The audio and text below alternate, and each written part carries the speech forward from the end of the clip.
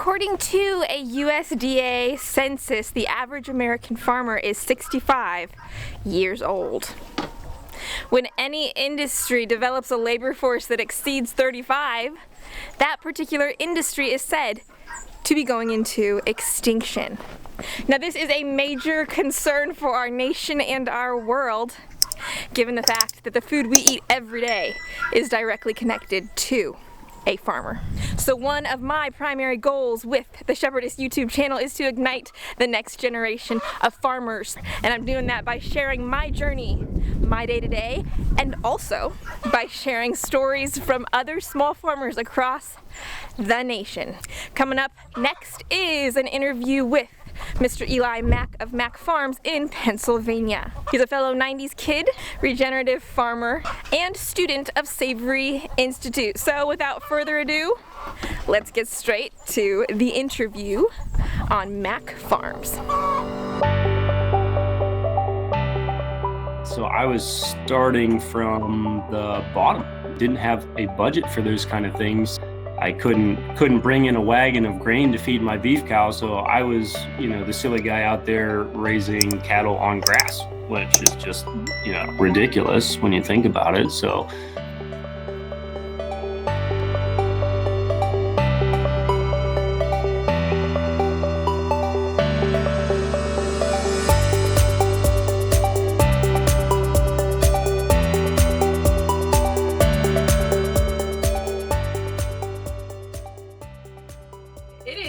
Shepherdess at Harmony Farms, coming at you today with an interview with a fellow regenerative agriculturalist, rotational grazier, and student of Savory Institute. We have on the line Mr. Eli Mack of Mack Farms in Pennsylvania.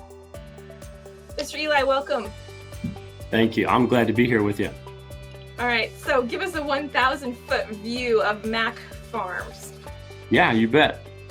So at Mack Farms, we're trying to stack enterprises on top of each other. We have everything from Scottish Highland Cattle to Katahdin Sheep, are new to the farm as of 2020. Egg layers, meat chickens. We did turkeys for Thanksgiving for the first time in 2020. Pigs were new in 2020. And this year we're going to be adding honeybees and ducks and geese, as well as repeating all of those previously mentioned species. And we're just trying to find a way to work all those different enterprises and operations in a way that we maximize efficiency, we reduce waste, and we find ways to manage them and leverage their skills and abilities to make our property and our operation better and more regenerative ultimately. When did you start? When did Mack Farms come to be, led up to you officially making it a real deal of a job? It's not a full-time job from what I understand, but... Correct.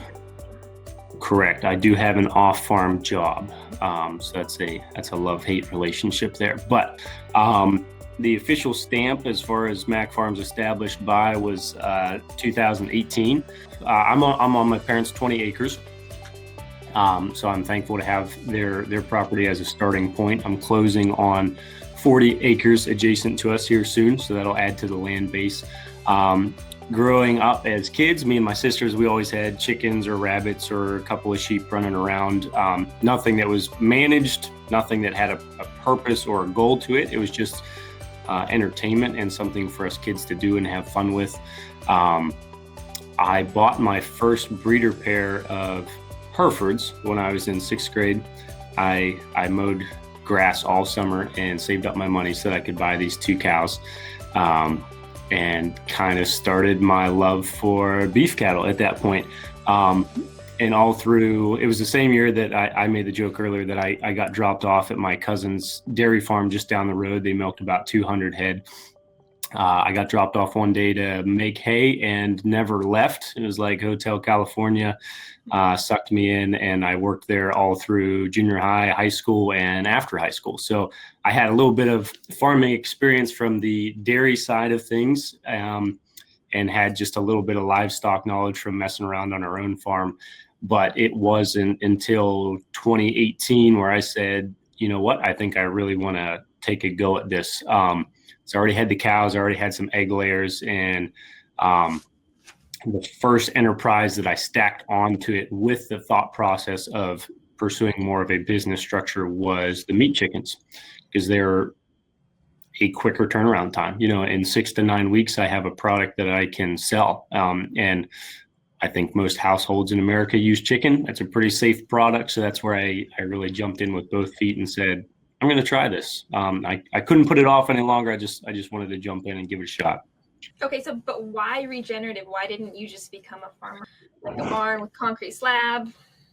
Yeah, cows, feed them I didn't have the money for that. I didn't have the farm that was handed down to me with all those accoutrements, if you will, or all the equipment. So I was starting from the bottom. Didn't have a budget for those kind of things.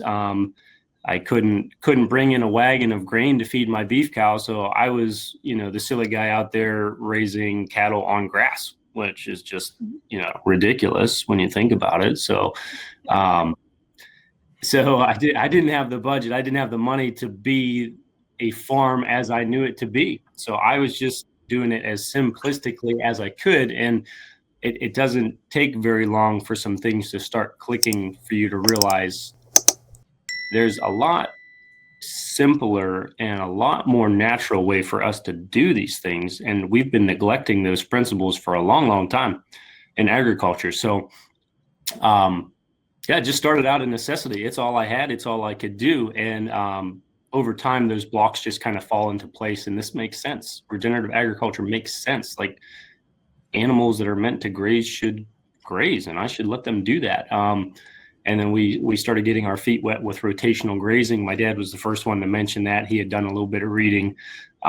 We divided our farm up into like 5 big pastures and would rotate basically once we thought there wasn't anything left for them to eat in that pasture.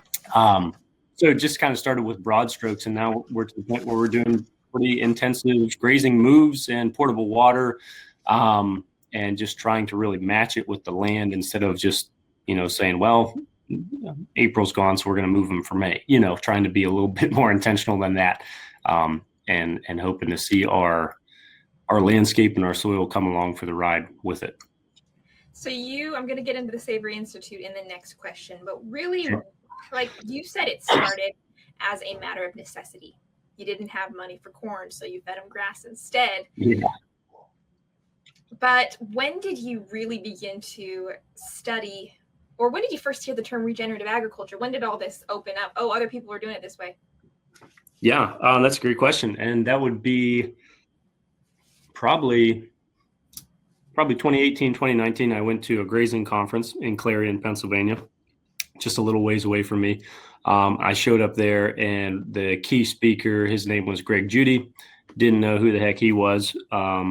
And didn't know what a treat I was in for to hear him speak that day. And my world was pretty much changed from that point on. Greg was talking about and describing his regenerative agriculture and grazing on his farm, and it's so in sync with nature. And they didn't worm their cattle, and they didn't do this, and they didn't do that. And he explained why. And he was describing that when you're doing these things in sync with nature, all these other things go away, because we've created most of our own problems in industrial agriculture just by the way we confine things and the way we stress them and the way we force them to perform in ways that they weren't designed for. So he started painting this picture with his operation of something that just makes sense. When you hear somebody like a Greg Judy or a Joel Salatin or a Gabe Brown describe their operation and why they do what they do, it just makes sense. I don't think there's any other way around it. So I heard Greg talk for the first time, and that sent my head spinning. And the simplicity of step-in post, temporary fencing, polytwine on a reel, this is stuff that anybody can do. I sat there and listened. I'm like, I can do this. I can start this tomorrow. Maybe I don't have 100 paddocks the next day, but maybe instead of my 5 pastures, I've got 10. I just divide them in half, divide all of them in half. And so hearing Greg Judy talk at a local grazing conference is what turned it around for me. And I haven't gone back, haven't been the same since, to be honest with you. I think regenerative agriculture is overall a more approachable model for young farmers who have no money. Yeah, absolutely. I mean, what's your infrastructure? Yeah, I have an old bank barn that was there in existence. It was built in 1890, and honestly, the animals spend like zero time in it, to be honest with you. They're out doing their thing. I have very little permanent fencing. Most of it is a T-post here and a bunch of step-in posts in between. And when we're not there, there's no fence there because I wind up the braided twine and it goes with us, so there's not a whole lot of need for stuff like that. And I've never been one that was really hooked on machinery as far as big tractors and big equipment. I kind of hold the philosophy that the human vehicle is the ultimate vehicle. And so I try to do as much as I can on foot and by hand, but that's a me preference. It's not something that came with regenerative. I think that complements it well. If you have that mindset, like I can do this. I don't need a tractor. I don't need the 4-wheeler. I don't need the skid steer. There's so much you can pull off. Just you and some posts. I know. I think that's probably one of the most important things I want to drive home, because when I got into farming, I had no previous experience. I had a shed, but I didn't need much more than that to get started. Mm-hmm. I think the most expensive part of my operation was just buying spool after spool of electric fencing. Yeah. But I think that's one of the things I want people to understand, or at least young people to understand, is that the inputs are, from my vantage point, minimal. And not only from my vantage point, but there is a regenerative rancher who lives just 10 miles up the road. He runs 250 head of Black Angus cattle, and he has little more than poles of electric fencing and a 4-wheeler. Yeah. It's that, Exactly. Simple. Exactly. It's that simple. Mm-hmm.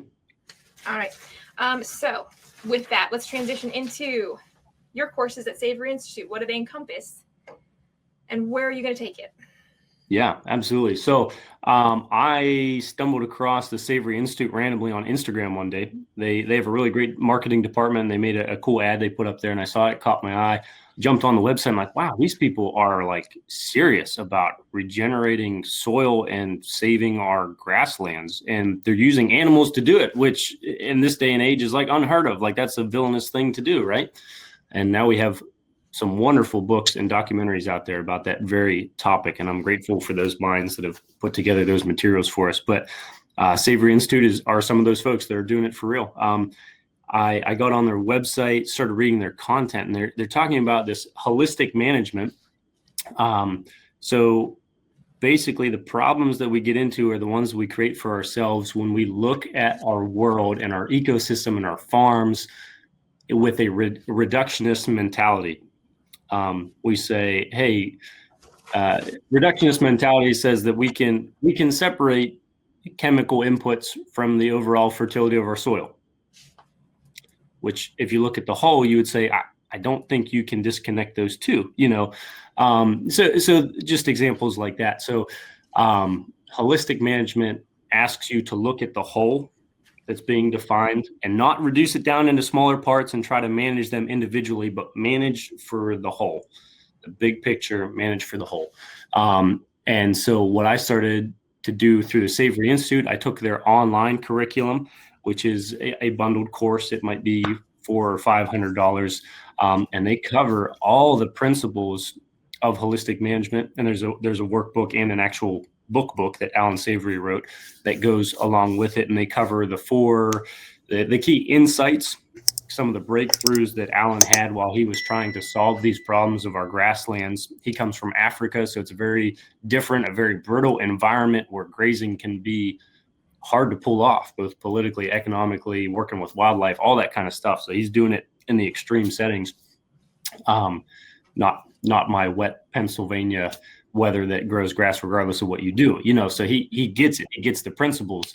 So they cover the insights. They cover intensive grazing, planning your grazing. They cover financial planning, land planning. All of these things are outlined in these courses. So I took the courses online, and then I went a step further and opted for their accredited professional path. And that's where I'm at right now. I'm taking in-person intensive courses on a farm that is a Savory hub, somebody who's been approved by Savory saying that these folks get it, they're doing it, they're living it, they're experts.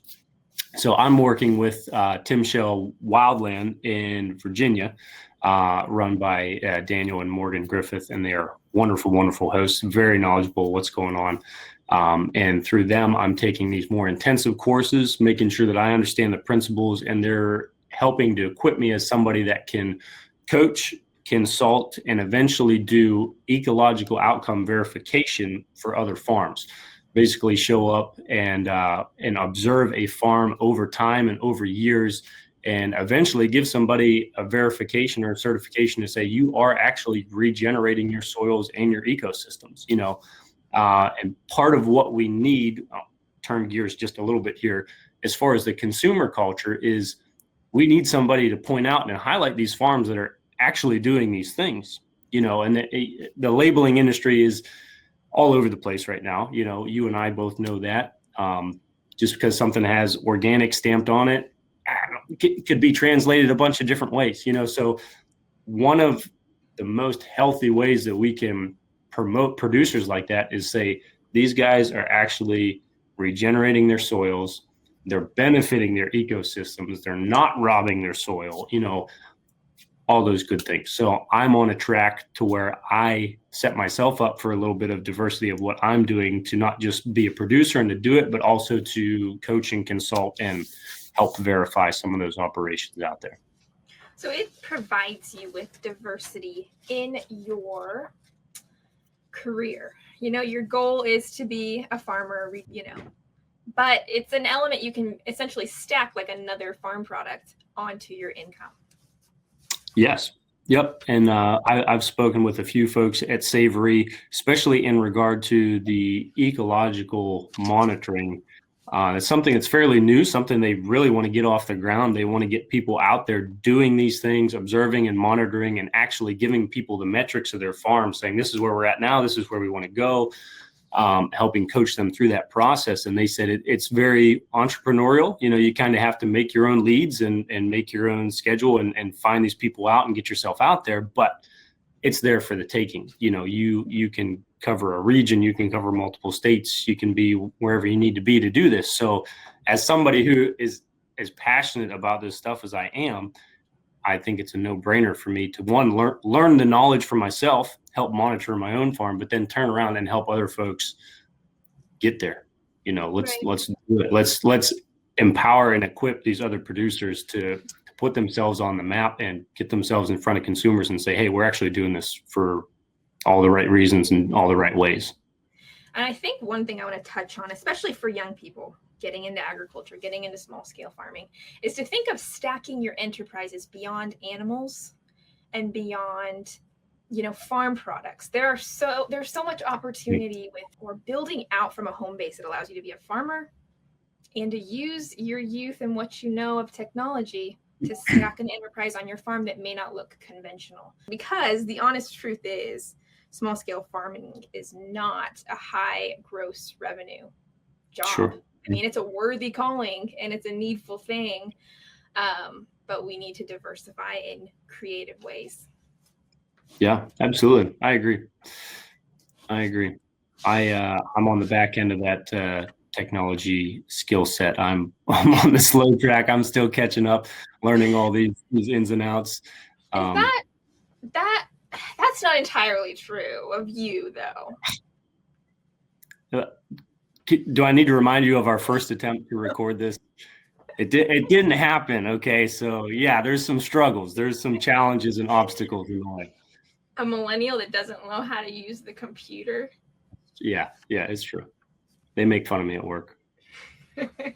What do you see of Mack Farms in 5 years? If you could have an ultimate goal, or do you have a vision for what you'd like to see in 5 years on Mack Farms?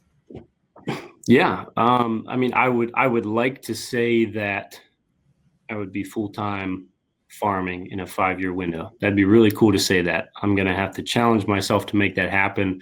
And two kind of questions I've been pondering to get myself there. One came from our first meetup. You kind of had a handout about, how do you get to 100,000, as far as what does that actually look like? So that spurred a lot of thought for me of what products do I have to sell? What services would I have to offer? What kind of pricing am I looking at? How many quantities, things of that nature. So I've been thinking about that. And then we discussed that I kind of play the game with myself to where if I woke up tomorrow and didn't have to go to work and I was full-time farmer Eli, how would I spend that day? I have all these hours in the day. How do they get filled? And of those hours, how many of them are actually making an income for me? So I think if you linger on that question and you can't really fill your schedule for the day of what you would be doing full time, you might need to sit and ponder and really hammer that out a little bit and make sure that you're structured and you actually have some intentionality about what you're trying to do, instead of just throwing your hands up in the air and saying, hey, I'm a full-time farmer because I don't have to go anywhere else today. So for me at Mack Farms, those are the questions I'm trying to answer for myself. I think the expansion of property that I'm pursuing right now will help me do that a little bit, because it gives me more of a broader resource base to kind of up my production a little bit. But then there's going to be some creativity and some entrepreneurial stuff that needs to come from me as well to really connect those dots. And I'm hoping that in 5 years, I think that would be a pretty aggressive goal, but that'd be awesome if I could be full-time on the farm. I think that you mentioned that, and what he mentioned was a $100,000 farm business plan that I put out, and it's on YouTube right now, and I'll actually link it in the show notes. Yeah. But it's simple, but it is simply putting the numbers on paper. Average, so building it out from what I know of a marketing perspective, the average profit margins on a farm product are around 30% optimistically. So if your goal is $100,000 on farm, you're going to be taking home like $30,000, which is, but it's simple, but just putting it on paper and doing those numbers on paper. So to pivot off of that, diversity, have you considered how that's going to impact your overall operation and hasten you towards a full-time farming situation? Yeah. I think diversity is kind of a key there, because like, for example, I hinted at it a little bit earlier. So my beef customer list is kind of backed up. I've got Highlanders. They're slow developing, slow growing. So I am months in between filling my freezer, especially when some of my land is tied up with cow-calf pairs. Not all of those bodies are going to go to the freezer. Some of them are staying on the farm as breeders. So now I have limited space with even more limited number of how many of those are actually going to be product making animals, if you will.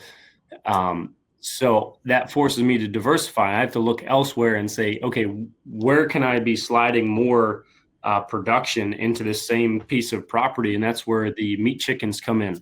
They can follow my cows. They can help pick through things, much quicker turnaround time. I can satisfy more customers in between them waiting for their quarter of beef, 6 weeks at a clip.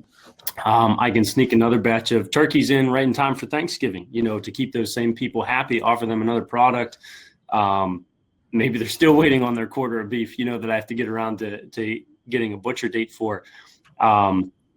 Just all those ways that you can, and we talk about this all the time, just stacking these enterprises. So for me, I've kind of pulled all the stops out of trying all these different enterprises, figure out what works. Maybe some of them won't work.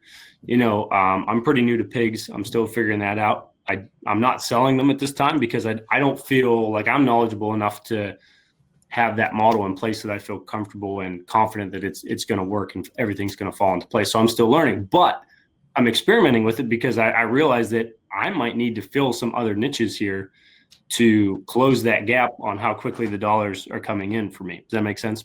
It does. And one of the things, Joel Salatin, he said, far easier to turn a customer into a $250 customer than to accumulate 1,000 different $50 customers. And that's exactly what you do when you stack and when you diversify, I think. Yeah. Well, I know. Okay. Yeah.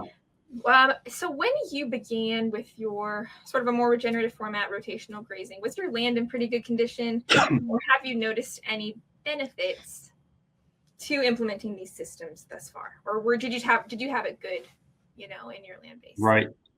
Uh, my farm is kind of largely run by Reed's canary grass. I have some low wet areas, so that stuff grows like crazy, and it's there for the good part of the growing season. But as soon as things slow down, it's not a good stockpile forage or anything like that. So I've been trying to manage my way around that. I've been slow to add or introduce any new species. I'm taking the long way around your question, because I'm trying to hone my management and observational skills. So I try not to change too many variables at one time, because then I'm not going to know, Exactly. well, was it the density of animals that I ran? Was it how long they were there? Was it the time of year that they were there? Was it, so I'm doing the slow roll right now, because I'm trying to just gather all that data, basically.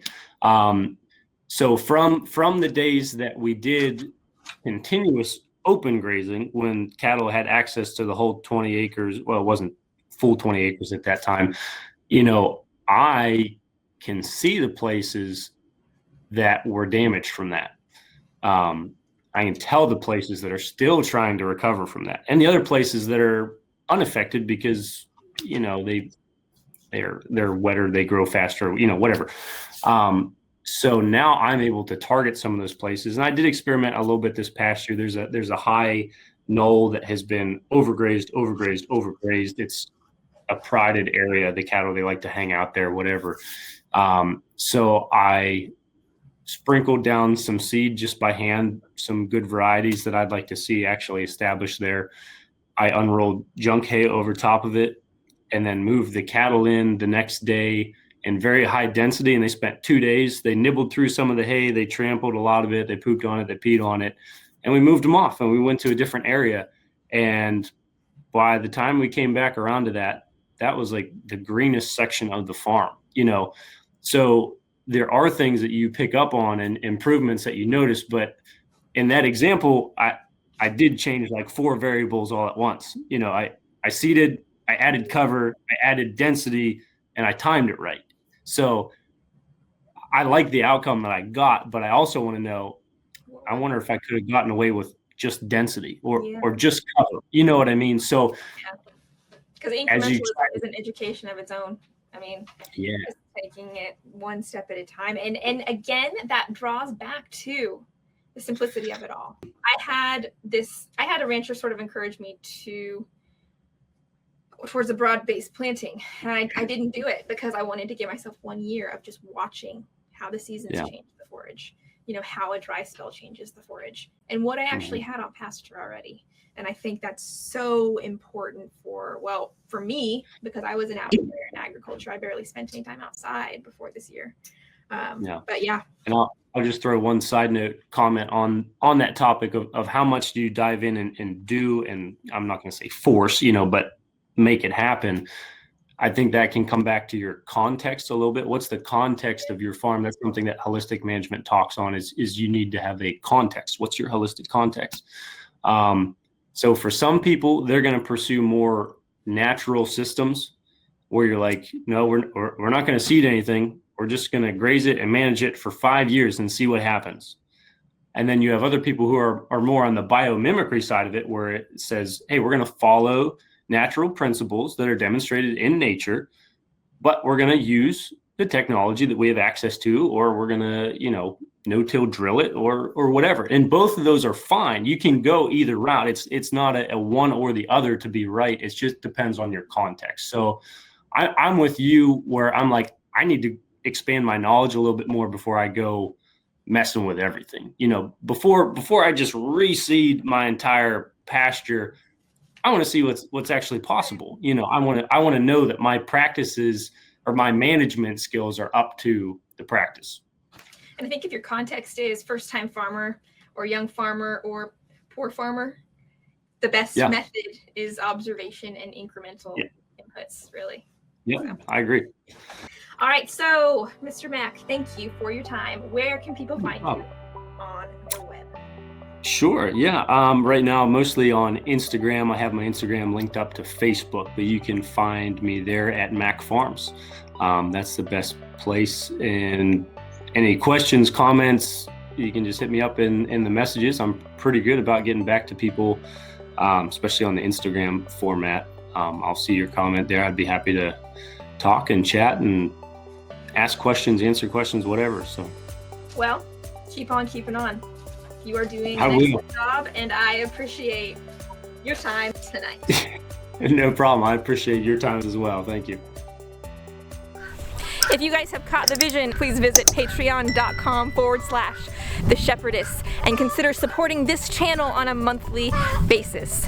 In fact, supporters are invited to a special live stream virtual meetup with farmers across the nation, and Mr. Eli Mack is going to be co-hosting the next virtual small farmer meet with me there. For more information, again, visit patreon.com/The Shepherdess or look us up at www.harmonyfarms.blog.